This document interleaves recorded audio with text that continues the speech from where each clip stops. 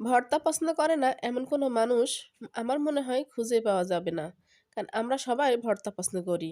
তাই আপনাদের সামনে আমি ইউনিক একটা ভর্তা নিয়ে হাজির হয়ে গেলাম।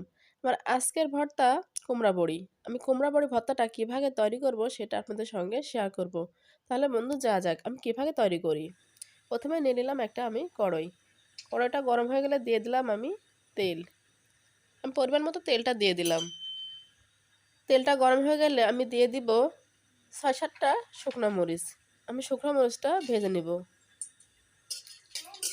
ঠিক এভাবে একটু নাড়াচাড়া করে আমি শুকনা মরিচটা ভেজে নেব।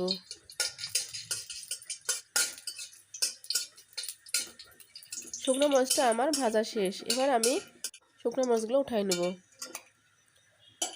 একই তেলে আমি দিয়ে দিব কাঁচা মরিচ। আমি ৫টা কাঁচা মরিচ দিয়ে দিলাম। কাঁচা মরিচটা ঠিক আমি একই ভাগে ভেজে নেব। কাঁচা মরিচটা ভাজা আমার প্রায় শেষ।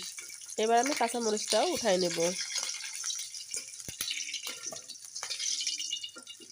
তারপর দিয়ে দেব আমি পেঁয়াজ কুচি। পেঁয়াজ কুচি দিয়ে আমি ভালোভাবে একটু নাড়াচাড়া করে নেব।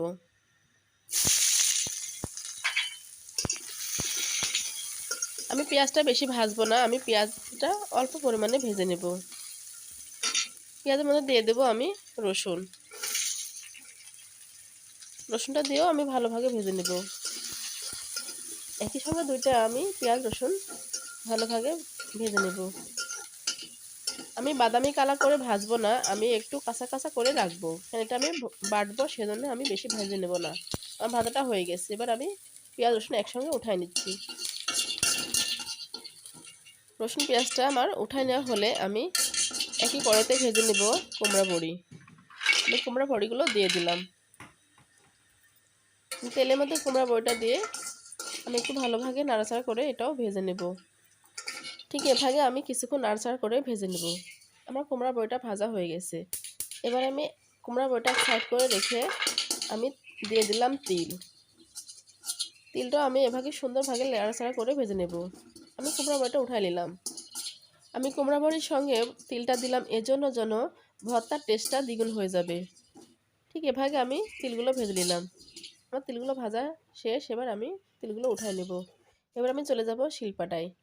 আমি যে শুকনো মরিচটা ভেজে রাখছিলাম সেটা এবার আমি বেটে নেব। তার সঙ্গে যেগুলো উপকরণ আমি ভেজে রাখছিলাম সবগুলো উপকরণ দিয়ে আমি এক এক করে শিলপাটায় বেটে নেব। প্রথমে আমি শুকনো মরিচটা বেটে নিলাম। শুকনো মরিচটা ঠিক এভাবে আমি একটু শিলপাটায় বেটে নেব। তারপর দিয়ে দেবো আমি কাঁচামরিচ। আমি যে কাঁচামরিচটা ভেজে রাখছিলাম সেটা দিয়ে দিলাম। তার সঙ্গে দিয়ে দিলাম আমি লবণ। লবণটা দিলাম এজন্য যেন আমার মরিচগুলো বাটতে সুবিধা হয় এবং মরিচগুলো তাড়াতাড়ি মিহি হয়ে যাবে। ঠিক একই সঙ্গে আমি দুইটা শুকনো মরিচ আর কাঁচা মরিচটা বেটে নেব। ঠিক একই ভাগে আমি ২-৩ বার শিলপাটায় নিয়ে ভালোভাবে মিহি করে বেটে নিলাম। আমার প্রায় বাটা শেষ হয়ে আসছে। এবার আমি মরিচের মধ্যে দিয়ে দেব আমি তিল। আমি যে তিলটা ভেজে রাখছিলাম সেই তিলটা আমি দিয়ে দিলাম। তিলটা দিয়েও আমি একই ভাগে মিহি করে বেটে নেব। আমার তিলটা বাটাও প্রায় শেষ। এবার আমি দিয়ে দিব রসুন পেঁয়াজ। আমি যে রসুন পেঁয়াজটা একসঙ্গে ভেজে রাখছিলাম সেটাও আমি একসঙ্গে বেটে নেব। ঠিক একই ভাগে আমি মিহি করে এটাও বেটে নেব। আমি রসুন পেঁয়াজটা বেশি ভাজলাম না, কাঁচা কাঁচা রাখলাম যেন আমি যে কুমড়া বড়িটা বাটবো, কুমড়া বড়িটা শুকনা, এটা কোনো রস নেই। রসুন পেঁয়াজের রসটাই দিয়েই আমার কুমড়া বড়িটা ভর্তা হয়ে যাবে। আমার রসুন পেঁয়াজটা বাটা হয়ে গেছে। এবার আমি দিয়ে দিলাম কুমড়া বড়ি। আমি কুমড়া বড়িটা ভেজে রাখছিলাম সেটা দিয়ে দিলাম।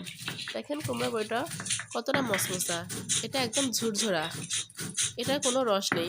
আমার এই পেঁয়াজের রসটা দিয়েই এটা ভর্তাটা হয়ে যাবে বা মিহি হয়ে যাবে। ঠিক এভাবে আমি সুন্দরভাবে বেটে নেব।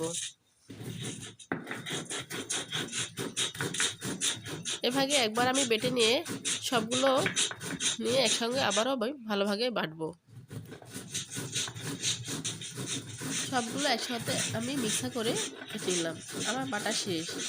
এবার আমি হাতের সাহায্যে সবগুলো এক জায়গায় করে নেব। আমি শিল থেকে সুন্দরভাবে এটা মুছে নিচ্ছি।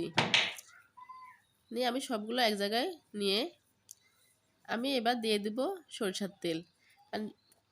যে কোনো ভর্তায় সরিষার তেল ছাড়া এটা টেস্টি হয় না, কারণ সরিষার তেলেই ভর্তার টেস্ট দ্বিগুণ করে দেয়। আমি এবার দিয়ে দিলাম সরিষার তেল। সরিষার তেল দিয়ে আমি হাতের সাহায্যে সুন্দরভাবে আবারও মাখিয়ে নিলাম। আমার ভর্তাটা প্রায় শেষ। এবার আমি ভর্তাটা উঠাই নেব। আমি একটা বাটিতে ভর্তাগুলো উঠাই নিলাম। ভর্তাটা উঠাই নিয়ে আমি হাতের সাহায্যে ছোট ছোট করে গোলাকার করে লাড্ডু মতো করে আমি শেপ দিয়ে নিলাম। দিয়ে আমি পরিবেশন করলাম। আমি সাথে কুমড়া বড়িও দিয়ে দিলাম, দিয়ে সুন্দরভাবে পরিবেশন করলাম। বন্ধুরা, আমার এই ইউনিক রেসিপিটা যদি আপনাদের ভালো লাগে, লাইক, কমেন্ট, শেয়ার এবং সাবস্ক্রাইব করতে ভুলবেন না।